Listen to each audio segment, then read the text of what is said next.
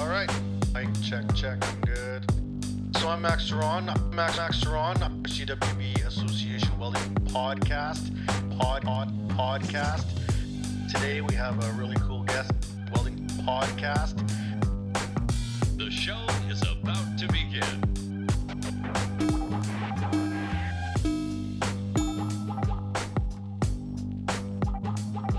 Hello and welcome to another edition of the CWB Association podcast. My name is Max Ceron, and once again, I'm with you guys here to do another great interview with a new person from industry here this week at FabTech. So we are having a couple fantastic episodes. We've never done this live stuff, so we're having tons of fun. But I'm here with Greg Culp from Hypertherm. Greg, how's it going? It's going well. I'm happy to be back in Chicago. Yeah, so, I think that's kind of the vibe all around. Just happy to be back in Chicago. 2020 was obviously a wash for everybody. And, a company like Hypertherm, you guys are involved in a lot of initiatives, right? We are. This is, I guess, my first trade show since 2019. That would have been FabTech that year. So going a year and almost 2 years without traveling has put a damper on a lot of things, but we're excited to be here. So are you part of the Hypertherm team that typically does a lot of traveling? There's usually people picked in the company that do more traveling than not. I am. I handle the south side, and we get out to about 4 or 5 trade shows a year. And one of the things that I do also is get with my account managers, and we visit partners and customers to make sure everything's going well with them. So now a trade show like FabTech, do you guys actually plan ahead and be like, okay, we're going to try to get a lot of our sales connections at this show and time it out with other companies? We do. There's a lot of planning that goes into FabTech, as you know. This is one of our biggest shows that we do. So we do a lot of planning. The account reps have their initiatives that they need to do, and we make sure that we're taking our time and we're using this to the best of our abilities to connect with everybody. So how's your Spanish? Not very good. You're not going to be at FabTech Mexico? I just saw that on the website. ¿Cómo está? I was like, FabTech Mexico. You don't say Monterrey. I speak fluent Spanish, so I was like, I might have to make a business decision here. Yeah, from what I understand, going with the Babbles and the other learning courses, they're not very good, but I would like to learn Spanish. All right, Greg, so let's just back up to the beginning of your story here. Where were you born? What's your stomping grounds? Yeah, I'm born and raised Philadelphia, Pennsylvania. Lived there my whole life. And what would be your favorite thing about Philadelphia if someone ran into you on the street and you had to sell Philadelphia? Blue collar town. Yeah. Yeah, we kind of just live and breathe Philadelphia sports, Philadelphia toughness, and we're not afraid to get dirty. So you're a sports guy then too? I am a sports guy. What's your team? Or what sport and what team? Eagles for football, Flyers for hockey. Yeah, so you're not going to cheer for anybody else, eh? Can't do it? Can't do it. So being raised in Philadelphia, you said you went to school there, born and bred. What did you go to school for? You came out of high school, what did you go to college for? Yeah, I came out of high school, and actually I really didn't know what I wanted to do. All my friends were going to college, and actually I did not go to college right out of high school. I took some classes at the community college, but I got a job at a machine shop. Oh, that's fun. Yeah, so it was. Were you actually machining, or were you just being a helper? Or? I was turning handles. Yeah. That's where I learned. I've always loved machining. It's one of those trades where you can't really just do it on your own because the machines are so expensive, right? And the space that's required to run them. But the chance to play with a piece of stock and a lathe, man, that's a lot of fun. I'll say I had some really good machinists around me that took me under their wing and led me to where I needed to go. I really didn't know what I was getting into, and I wouldn't change it for anything. But we were doing a little bit of everything. We did machining, we did assembly, so there was quite a bit of stuff that went on, but that led me down the path into manufacturing. Okay, so what kind of products were you guys making in there? We did a lot of pharmaceutical. If you're familiar with Philadelphia, around the New Jersey metro area, there's a lot of pharmaceutical companies. So we were doing a lot of throughput. They were called throughput conveyors. Okay. A lot of the bottles. Processing equipment, stuff like that. Correct. Yeah, conveyor systems. So were you working on a lot of, say, stainless steels and stuff like that? A lot of stainless steel. Yeah, I did a lot of lab equipment welding, and it was all stainless. And same for like abattoirs and stuff like that. Anything that has to do with health and safety or that kind of commercials is usually all stainless. Stainless, clean room environment. Mm-hmm. No. So how long did you machine for? Like, were you looking at this as a career? Like, you wanted to be a machinist? Well, actually, I thought I did, but then I got introduced to CAD/CAM. Uh-huh. And then I figured, all right, and computers, obviously I like computers. So I got into a class, and then you saw the CNC machines, but then you seen the CAM software that was running the CNC machines. So from the community college, I actually went to Temple University and got my mechanical engineering degree. And I was taking some classes in CAD and CAM, but I got an internship at a company that sold Mastercam. And I was actually an application support engineer for them. And Mastercam kind of introduced me to that whole software. Yeah, and Mastercam's everywhere. Still to this day, they're all over the place. They're a very well-known company. I've taken some courses in Mastercam, and they, as all CAM software was intended for in the beginning, is all about just the process of automation, which is a much bigger concept than I think sometimes is understood. People think of automation, they think of a robot, or they think of like some type of machine moving. Right. But the whole concept of automation, is the whole work process, right from inception to finished product, and even prior to ordering and post shipping. There's a whole gamut of automation. So as a mechanical engineer, were you interested in that side of it, or were you interested in like the design side of it?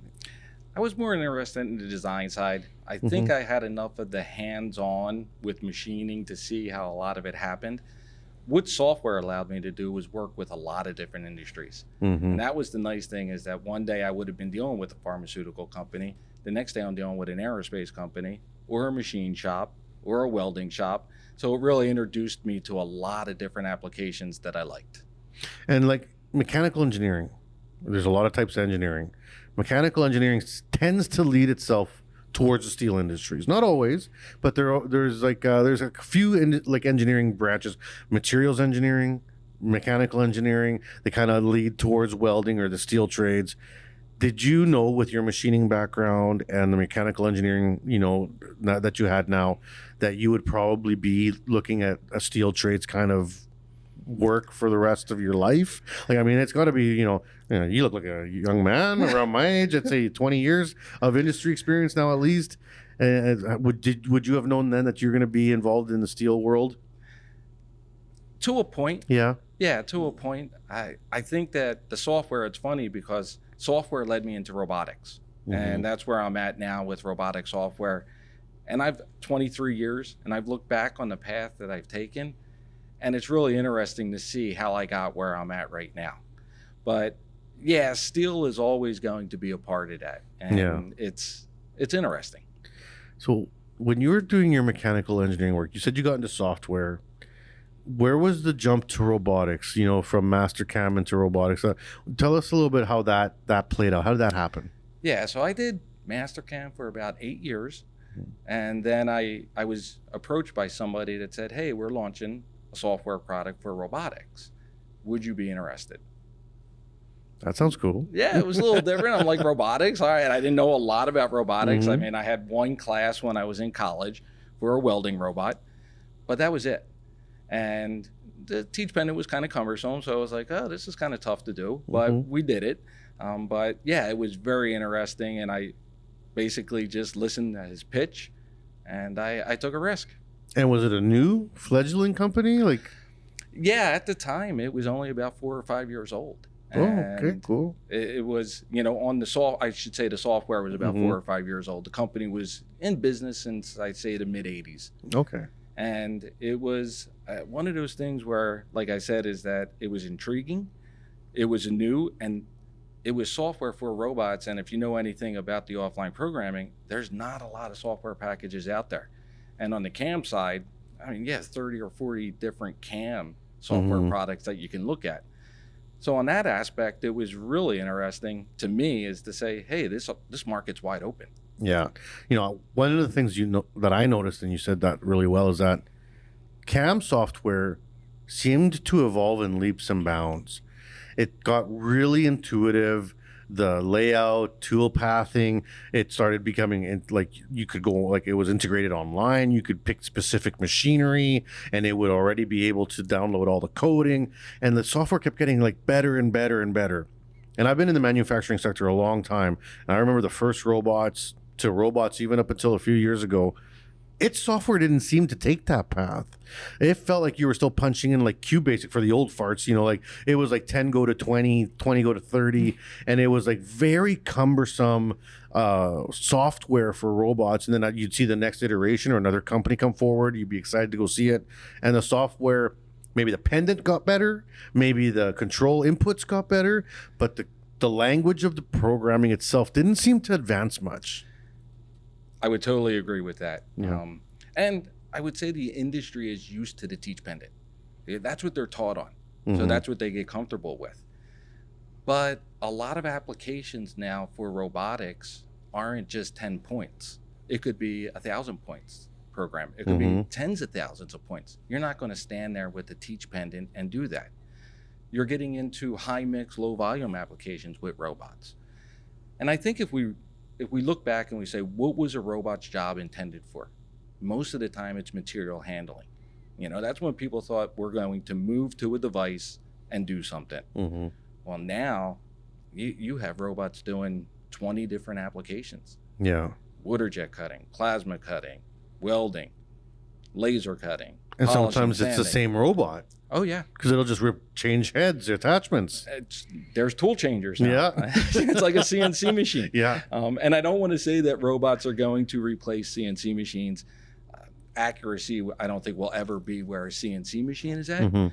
But there is a place for robots in the industry. Not everybody's holding plus or minus a thou on a part. Yeah. And, I love that conversation in general because I have my views on this. Maybe you'll agree or disagree. When people tell me that robots will replace the workforce or, a welding robot will replace a welder. Now, in my experience, I've worked in many companies with welding robots. I have personally seen and worked on projects where the welding robots increased our work labor force every time. I have never seen it go in the opposite direction. I think a couple reasons. If your company's at the point of its evolution where it's buying robots, it's on an upward trajectory. Right. So more work is coming in. When you're looking at automating to this point, it's because you need to. There's a lot of work, right? So you're not going to cheap out now, right? And the secondly is that those robots require, they don't think. They require welders to, input the data, do the tests, run them through, do the quality control. So it's like one robot creates like 5 jobs. You know what I mean? What do you think? I totally agree with that. I don't think we're at that stage of Cyberdyne Systems yet, taking over the world or anything. I don't know. Elon's new robot looks pretty cool. But yeah, a robot still needs to be programmed by a human. It still needs to be told what to do. You still need to be a process expert to run the robot. So if it's doing welding, you have to have somebody with knowledge of welding to make that robot work proficiently and give you the outcome that you're looking for. When I talk to people, I look at and go back to, remember when there was the horse and carriage and the blacksmith was probably the main guy in town, okay? When you had a problem with, the horse or the carriage, you'd go to him and he would fix it. When the automobile came out, he probably looked at it and said, uh-oh, that's going to be an issue for me because not everybody's going to have a horse. They're not going to need, the things that I do. So what did the blacksmith do? He went and he worked at the automobile company. Yeah. And the automobile has broken off into so many different aspects of what it's allowed people to do. Same thing with a robot. You still need programmers. You need maintenance guys. Somebody's got to spare parts. Robot integrators. There's so many more robot integrators. You got to build the robot itself. Exactly. Yeah. And believe me, there's a demand for them right now. Yeah. Well, and now the cobots, which at last Fab Tech, I got to see and play with my first cobots, and I was like, okay, now this is getting really cool. Yeah, cobots are very interesting, and I think this year at Fab Tech, you're going to see some cobots doing welding. Yeah, because that was one thing they weren't doing yet. No. A cobot was originally made to work next to a human. But people started looking at it going, well, what else can I do with this? As most automation, mechanical engineers, engineers in general just say, what else can we do with this thing? And now you're putting welding torches on the end of it. You're putting dispensing heads on the end of it. You're doing so much more than just material handling. So your career, as you got into you said you kind of went from CAD CAM into software and then robotic software. You started with this company. How did that evolve? Working now with a new company or not a new company, but they're getting into a new, area, and you're kind of in on the ground floor. What did that work like? How did that affect you? I mean, you're an engineer, so you're going to have a very different take on what you're doing, right? It was an educating process. That sounds like another word for really hard work. Learning the robotics industry and just seeing where things were at, because I was coming from, like we said, that CNC world of machining where it just grew leaps and bounds. Robots didn't take that path. And the controllers, like you just said, they didn't have the memory. I mean, we still had people back in early 2000s putting a 5 1/4 inch floppy drive into the control. It's like, and where do you even buy that now? And I was looking at it going, oh, okay, I'm taking a step back here. But it really gave me the opportunity to start at the ground level and see where people were at. And in the last 10 years, robots and the controllers have become so much more accurate. They put so much more memory in them. They also they're doing G-code. Okay, so they're looking at applications. It wasn't just welding, material handling, production, we'll say large production runs. They were looking at those things where they said, listen, this guy wants to do polishing, or he wants to do sanding. He wants to get a tool changer. And now it's going from, cutting to polishing. Yeah, or deburring. It's in the positioner already. Why take it out? Why move this to another area when this can be more than one process can happen right now? Correct. The one thing I will say is that there's still, from the time I started around 2006, 2007, there's still a lot of education that is going on in the robotics offline programming. We're not there just yet. People still build systems where that they don't think software, they think teach pendant. Oh, I'll do this with the teach pendant. And maybe the initial job was 10 points and they did it with the teach pendant. But then they say, oh, I want to do this. And this is going to take thousands of points we need to get offline programming. But the system wasn't built and set up to run with offline programming. And with that line by line setup, you got a mistake in there. Oh, man. Yeah, you don't want a robot swinging around it. No. And sometimes they're hard to narrow down the issue. When you get it deep into like multi-line programming like that, it's so time consuming, just a testing phase of it. Robots can be a complex device. I mean, there's a lot of configurations that you can do with a robot. I'd say it's not a closed loop environment. You get a 3-axis CNC machine, you kind of know your min max values, you know where everything's going to be. A robot, you can have wrist positive, wrist negative, elbow up, elbow down, base forward, base back. I mean, you can swing your arm backwards and do work. So there's just a lot of different things that you can do with a robot, which makes it great. But it also can complicate things sometimes. Yeah, and a robot has no hard feelings about hurting itself. No. I've seen a robot smash itself. It's like, oh, that was an extra zero there that I shouldn't have had. Listen, if you're not breaking things, you're not trying, right? And as long as someone else is paying the bill, I guess it's all right. Yeah. That's why you need a maintenance person. That's right. You brought up a term that maybe people aren't familiar with. Talk about G-code.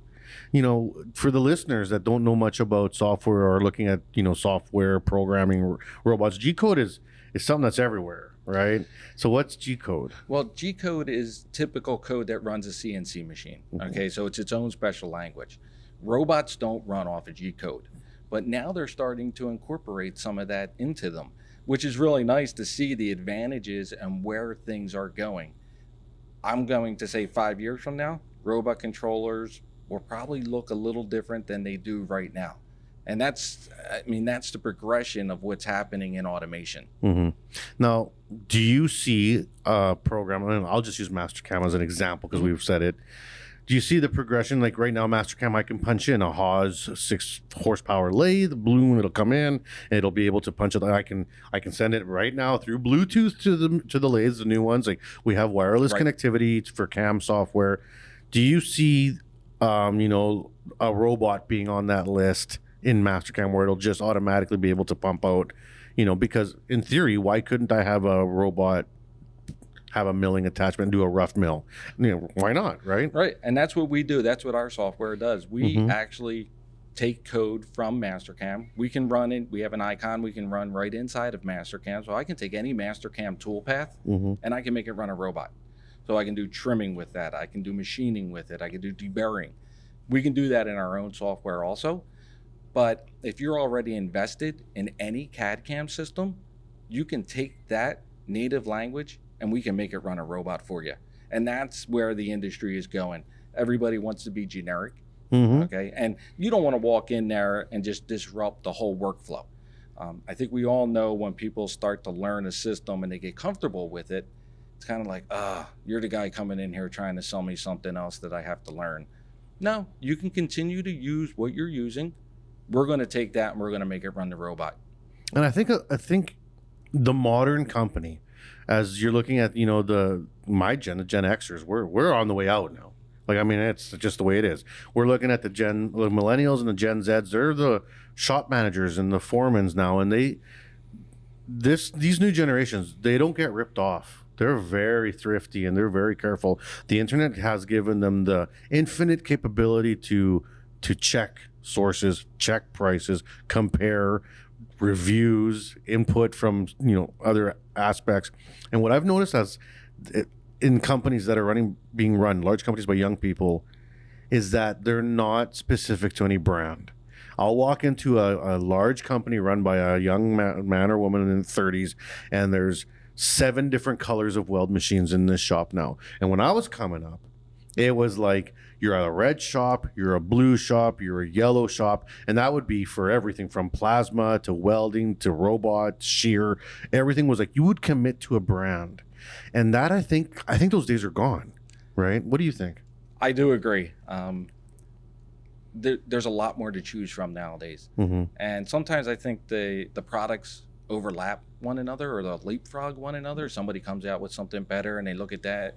And you may have a niche where you say, hey, that robot's the better option for me. So the allegiance to a certain color, I agree, it's kind of gone away. There are some companies out there that still do that, okay? My guys know this robot so that they know everybody can run these robots, everybody can maintain these robots.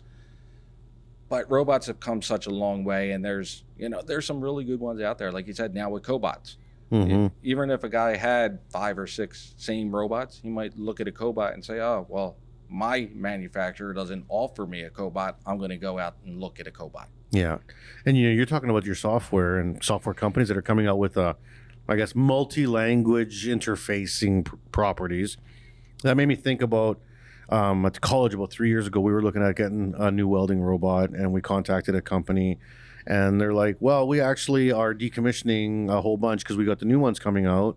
So, if you want last year's model or 2 years ago's model, we have a few left. And I'm like, well, how many is a few? He sent me a picture of this shop, and there was like 300 robots sitting, like used robots that had already been used, returned. A new company bought new ones. And that opened up my eyes to this whole other field of the used robots and the secondary robots. And now you're looking at tier robots. So there's new, there's used.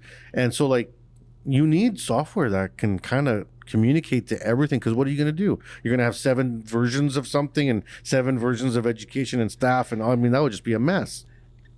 Yeah, I've been through a lot of those scenarios where the guy tells me I purchased a robot off of eBay. and most of our sales guys kind of cringe a little bit when we hear that, because you really don't know the history of the robot. Yeah. What was it doing before? And I would say this brings up a good subject where that calibration, mastering, some of the things that if you're going to use offline programming, these need to be done to the robot before you can start thinking about software. And it's a shame because sometimes people think too late where software really fits into their process. they see what they want to do, but they don't realize to get there, software plays a pivotal role in making that happen. Yeah.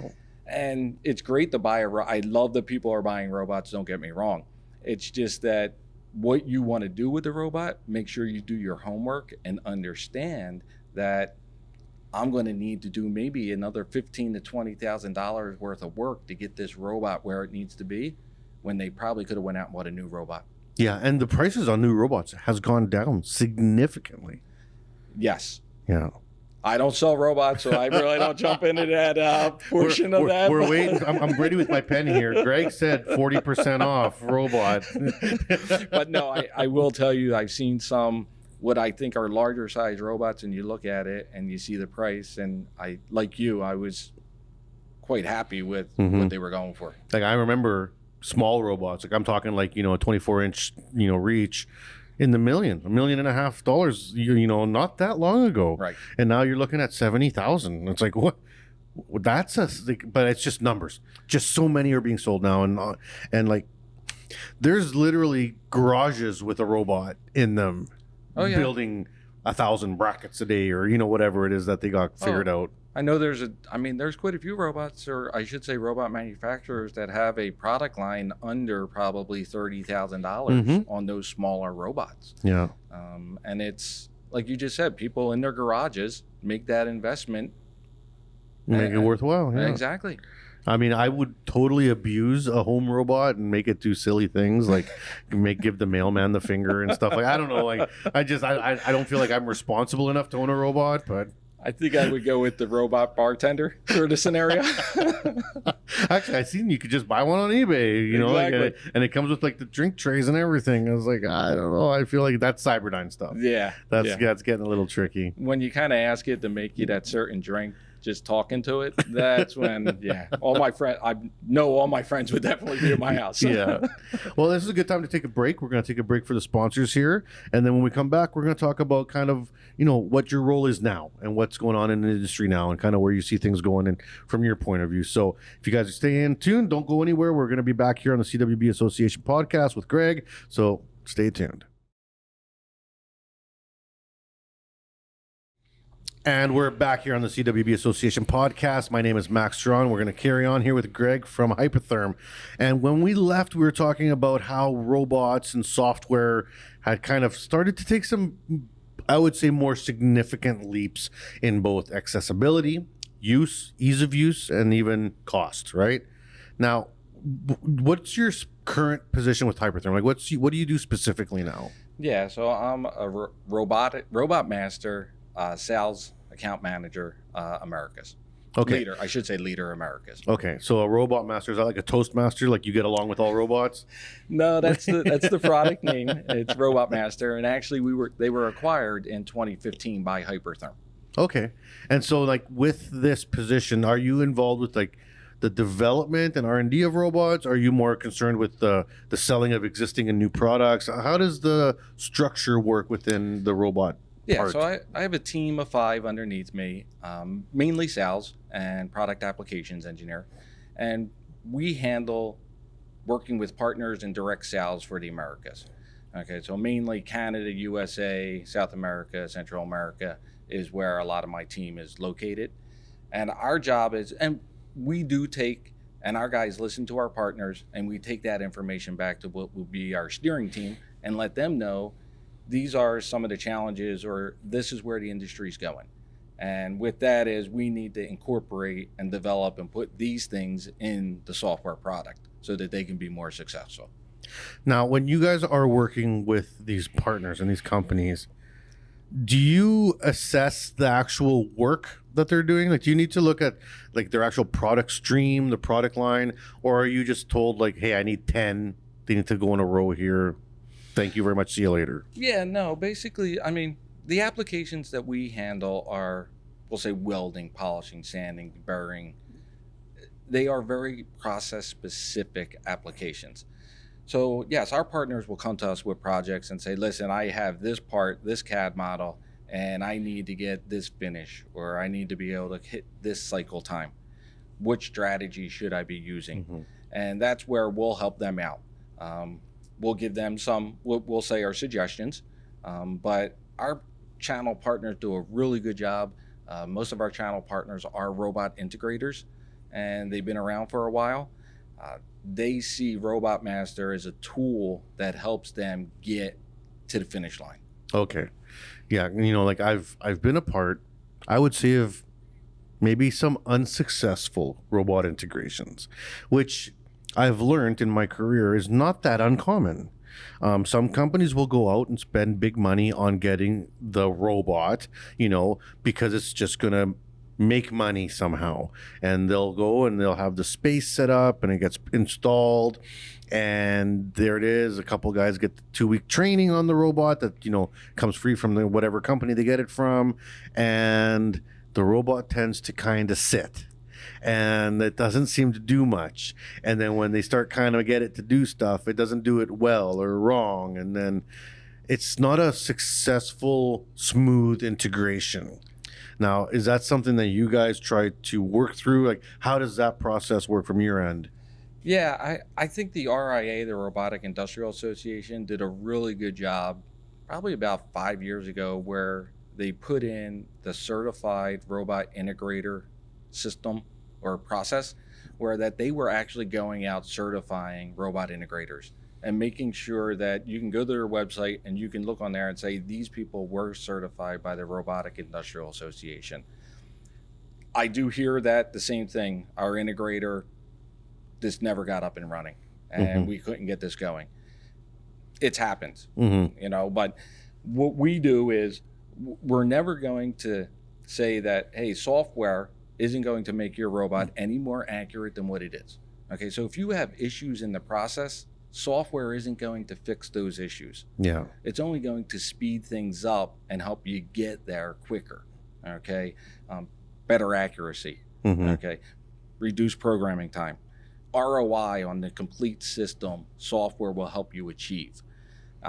But yeah, it's important to work with an integrator that knows your process very well and is going to walk you through everything from start to finish. Now, what about the heftiness of robots? Because that's something I've heard about, is that many people tend to overbuy robots. They'll go for a robot that's too large or too beefy for a certain product. What is that something that's an issue? Like, as a salesperson, I think you kind of always want to sell the Ferrari, but is that a thing? Well, I should make it clear, I don't sell robots. Yeah. We sell software. Yeah. But from how I see it and from what I know is most robots are sold by payload. Okay. So whatever you're picking up or whatever you're putting on the end of the arm of the tool, that's how they size the robot. So sometimes you will see a large robot working in a small envelope of space, but it's picking something up that may weigh 600 pounds. Well, you need a beefy robot to do that. You're not going to get a cobot to pick that up. No, and cobots are pretty wimpy. So exactly. Now, from the software side, is that also a valid question? Is there like the trim software package, or is there like the Ferrari software package? We do have different levels of software. Okay, we kind of try to focus on what the person is doing. So if you're only doing welding, I don't want to sell you 6 different modules for you to achieve your welding process. We do have what we consider the like an ultimate package where you can get everything. And we do have shops that are doing polishing, sanding, and then they may be doing some cutting with a robot. Then they may have robots that are doing, just welding. So we try to conform to what the customer needs. I don't want to sell them something that they don't need. Now, from the education side, because this is the part that always interests me as an educator and now a company that tries to sponsor and fund education, do you guys team up and work with, educational facilities? How do you guys get your software out there? I'd imagine that there must be, maybe a teaser version or something. Like, what do you guys do there? Yeah, we do. We have educational programs, and from our standpoint, we're not in it to make money off of educational programs. We want the kids to get interested in robotics. We want them to get out into the work field, and hopefully they're using Robot Master to get in when they go and get a job. Sometimes it's a struggle with some of the instructors, a new curriculum. So you want to make sure you have a package for them so that you can offer A to Z and make it easy for the professor with the students. Yeah. Now, the software that you guys offer for education, is it the exact same software that would be running in the industrial setting? So you'd be just right out of school, ready to go?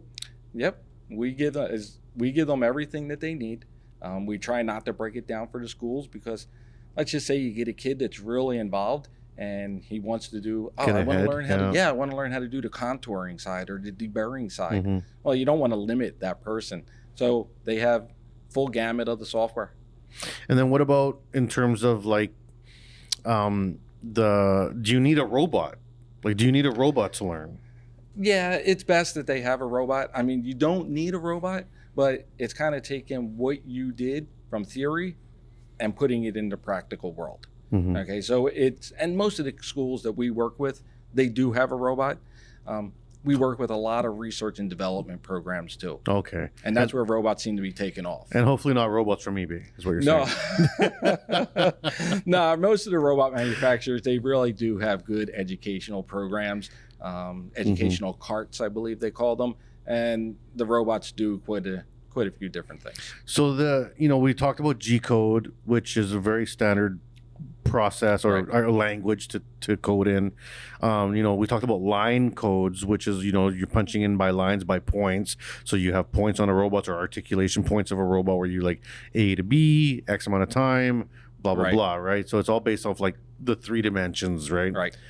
Now, the new stuff that's coming out, the new languages, what do they look like? Is it still points, or is it more like just windows, like I draw a line, or like is it, how intuitive is it, like how good is it getting? No, it is. I think actually G code for robots is a big step ahead. Okay, to tell you the truth, every robot manufacturer has their own robot language, just like every CNC machine kind of has its own control. We wish there were standards to make everything easy, but there's not. So if you ever looked at robot code, you would look at it compared to G code and probably say, what is that? Okay, because you're breaking down every degree on the robot, where it's at. You have 6 different axes that you're looking at. So when you take a machinist who gets a robot and let's say it's going to do trimming, if he looks at robot code, it's kind of like a foreign language to him. And no idea what's going on. Yeah. If you broke that down to G code, he would look at it and say, oh, I know exactly what's going on here.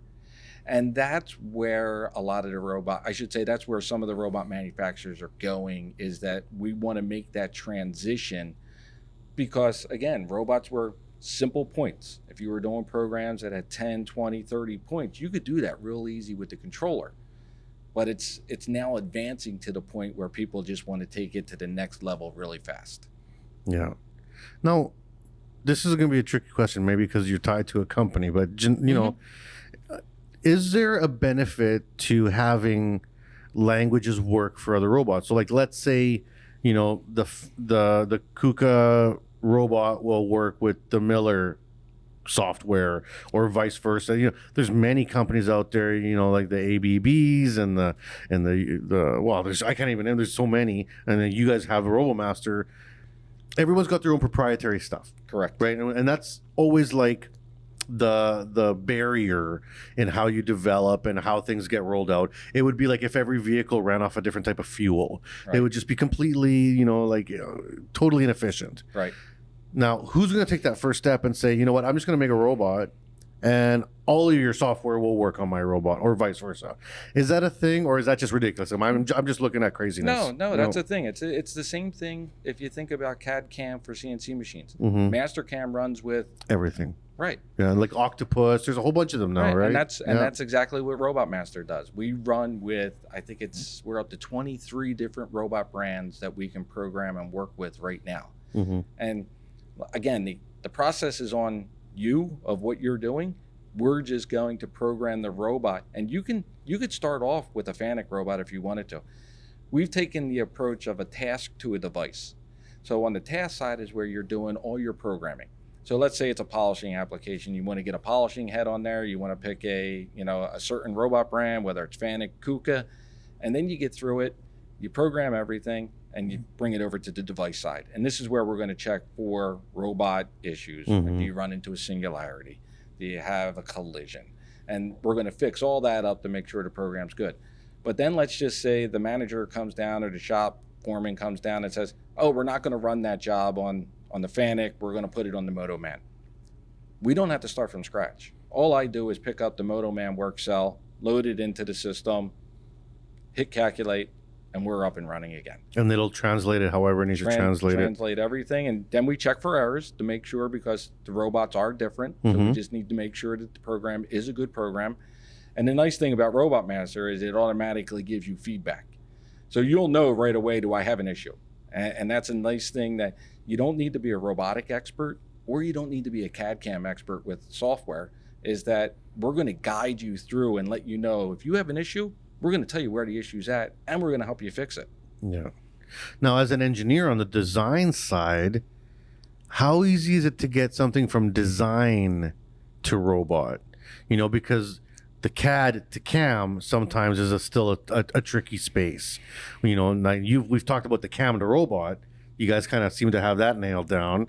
But what about the CAD to CAM? You know, like I love using Inventor.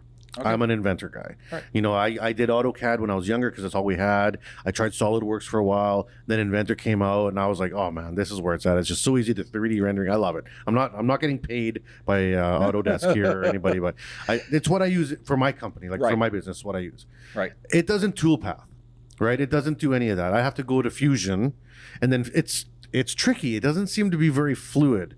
Now, is that something that can happen? Will you guys be able to go right from some type of design software to right out to the end? Yeah. If you have SolidWorks files, if you have, like you said, Inventor files, CATIA, we can read all that data native right into the software. Okay. And we can start doing our programming on the part from there.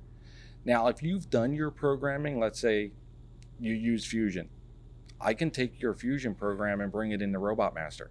You know, so it's kind of like if you're 90% of the way there, and now you just need to make it run on the robot. That's what Robot Master is going to do. So we have a bridge development kit to work with all these other products. Yeah, because I know that's something that I'd kind of, you know, I'd be afraid of. As let's say a small company and be like, I want to get a robot, but I'm very comfortable in the software that I use now. And then there's that fear, like do I have to change my whole process? Do I have to learn a new program? Which maybe it's good to learn, but sometimes it's like, do I need to reinvent this wheel? I see the face of people, especially welders, when you're walking in there with software and they're like, what are you trying to sell us? Adversity, you know, and software can be one of those things that makes a little bit of adversity into a shop. If you're used to the teach pendant and now you're being told you have to go to offline programming, there's a lot of things that happen there. But once they buy in and they see the power of the software, they don't go back to the teach pendant. And they're kind of at that point where they say, I should have been doing this a long time ago. Yeah. And I've never been a fan of teach pendant set. I've never ran a robot professionally. I've been a part of setting up robots, and I've had them be a part of my groups and divisions and workflows, but there's always like, you're the robot guy. You go for the training, and I'm involved, and I watch, and I learned some, and I took a few robot courses through different companies just to be able to like write my name and do the basics. So if I sat down, I'm sure like it'd come back, but not to the level of production. Now, just looking at that, sometimes it seems overwhelming, right? Yeah, I've looked at a couple teach pendants, and there's a lot of buttons on there to do a lot of things. Now, I don't want to say a teach pendant doesn't have its place. They do. I mean, if you need to pick something up and move it right now, and you're only going to create a minimum number of points, use the teach pendant. It doesn't make sense to go into the software, design something up, put a path on it. It probably would have already been done if you just used the teach pendant. But yeah, the teach pendant, and you're going to see there's software products out there that I think are actually looking to replacing the teach pendant to make it simple. I mean, that's the one thing that you said with this generation is that they want it now. Yeah. They don't want to have to look at something and try and figure it out for, a couple hours. Yeah. They have all the information at their fingertips. And why would you? Nothing else takes a couple hours. That's what computers are for. Exactly. Yeah. Now, one of the things I learned with cobots, because I got to play with a couple cobots, is its ability to take physical movement from memory and convert it to programming. So I can grab the cobot, Right. point it into A, drag it to B, and it'll automatically remember that, turn it into code, and create a process of its own. Do you see that becoming, that type of software rolling into something that you guys do? Is there a possible collaboration there? AI, vision, Mhm. a lot of things are rapidly growing in the industry. And like I said, what's happening right now, I'm really curious to see where the software goes 2, 3, 4 years from now, because I think a lot of software products are going to look different.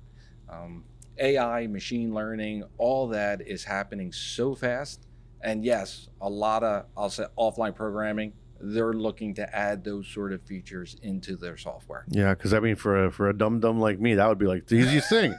Hey, robot, just do this thing here. Just do it. Okay, start. Yeah, we always, the sales guys, we always say, and we always tell people, we get approached a lot. Well, we just want a one-button solution. I can give you a one-button solution. What is your budget? And once you get into the budget, it's kind of, they don't want to spend that much money. Okay, for how's about one 3 button buttons? solution. Exactly. Now we've already changed it. So, but yeah, it looks so easy. And Yeah. lots of times people see a simulation and they say, that's what I want to do. But they don't realize everything that goes The into back end, making yeah. that happen. So now here at FabTech this week, what's your role this week? This is now not conference time is different. It's a different vibe. It's a different thing. What are you here to do this week with your job? What's your goals for you this week? What do you want to get out of FabTech? Yeah, FabTech for us is always one of the biggest lead generators that we have. Mm-hmm. And that's what we're always looking to do. We have a number of partners here. We have a display running in the Staubli booth doing laser cutting. So we're here to support our partners also. But the main goal is to get out there and educate people on what OLP software Robot Master will do for them. And it's really, people sit down and I'll see a demo, and they say, I have 5 minutes. And then 25 minutes later, they're still at the booth and, they're asking questions. So yeah, our ultimate goal is, to continue to build and work with our partners, but also educate people and sell a couple systems. Yeah, and I know this is going to come out after FabTech, but you guys have a big reveal on Monday that, unfortunately, I can't be at because that's right when I'm doing my lecture. But Daniela is going to be there at the big reveal. So, and we interviewed Ray as well. You guys are working with her quite a bit. And, you guys are involved in lots of side projects. Yeah, we have, I know there's a new product coming out on Monday, and I don't want to let the cat out of the bag on the plasma side of the business. But we also have we're showing our 3D shape cutting product in our heavy industrial booth. So we do have a robot in our booth, and you'll see some nice collaborations between the plasma hardware side and Robot Master software. So what do you mean 3D cutting? Isn't everything technically a 3D cut? There's not, we'll say in the plasma world, there's a lot of flat plate cutting. Okay. Yeah. So now we're taking that industry and we're bringing them into 3D. So let's say like pressure vessels. Okay. Okay. Yeah. A lot of that industry is still done, laid out by hand. Mm-hmm. Be nice if you could do that with software and pull up all the parameters right from a Hypertherm I've cutting had unit. to lay out many transitions, and they're not easy to figure out. So just imagine if you could do that with Yeah. software. The ROI goes up relatively quick. Yeah, and what's as I don't know if you know this, it's not really a department, but just curious, like the advancement of the cutting itself. I'd imagine the cleaner cuts. That's just a thing. I think lots of companies are going for. It's not about the speed anymore. Right. Everyone can do everything super fast. Right. But it's like, okay, well, who can do it super clean? Because man, welding world, you spend a 30-year day cleaning, really. Yeah, cleaning, clean cuts, consumable life. I mean, obviously, there's a lot of money that goes into that. So, I think there's a lot of work that was put into that, and a lot of listening that was done. So I think I know you'll get to go over there and see it. this week. Yeah, I'll be floating around all over the place. Yeah. It's a shame you'll miss it, but the reveal. But yes, I'm sure somebody will sit down and tell you all about it. Yeah. All right. So, we're coming up to the end of the show. I ask all the guests the same question, so I want to take it from your angle. If you're, actually, no, I think I want to take the sales angle on this because that's an interesting thing because people forget about sales in the welding world. Sometimes it kind of gets forgotten, and I like promoting all the steel industry. And the steel industry can be anything from engineers to welders to fabricators to sales personnel. We need all of these people to make the welding wheels turn. If you were looking at a young salesman coming up in the world, say, just getting into sales, just got hired at, some company in their local town to be a salesperson and they're selling welding equipment, what would be a piece of advice you'd give them to be a successful salesperson going into the welding field? Yeah, it's a good question. Listen to what your customer is telling you and what they want. I mean, I think sometimes we don't listen to what their need is. Okay, and that's the one thing that is a barrier and can become a barrier at times. So make sure you're delivering a process of what the customer actually is looking for. Not what you think they need. Exactly. Yeah. I mean, we always want to sell, we'll say, the highest sort of consumable the Ferrari. Material. Exactly. Yeah. and there's nothing wrong with that. Mm-hmm. We call it fast food or gourmet. Okay. And you need to find out, is your customer a fast food customer? Does he just want to get in and get out? Or is he a gourmet customer? Does he want to sit down? Does he want to have a nice steak dinner, take his time? So you can only find that out by asking the right questions to your customer and listening to what they say. Yeah, and it's not a matter of, less respect, because that's something that sometimes gets lost. The fast food customer, that's just where they are. That's just where they are and their capabilities, and you also don't want to overextend a customer, right? No, it doesn't benefit you. It doesn't benefit them. Okay. I mean, basically, you want the best ROI for that customer. That's what you're trying to do. And that'll keep them coming back. Yes. Yes. Awesome. Well, that was great. I hope you enjoyed the interview. I had lots of fun, Greg. I did. Thank you. All right. And to everyone that's been following along in the podcast, make sure you keep following, keep sharing, keep having fun. We're doing great. And out here at FabTech, we're having an awesome time, aren't we, Daniela? We get big nods over there. And Greg, I hope you have lots of fun this week. And I'm sure we'll stay in touch. I appreciate you having me anytime. All right. Well, thanks to everybody, and make sure you stay tuned. We hope you enjoyed the show.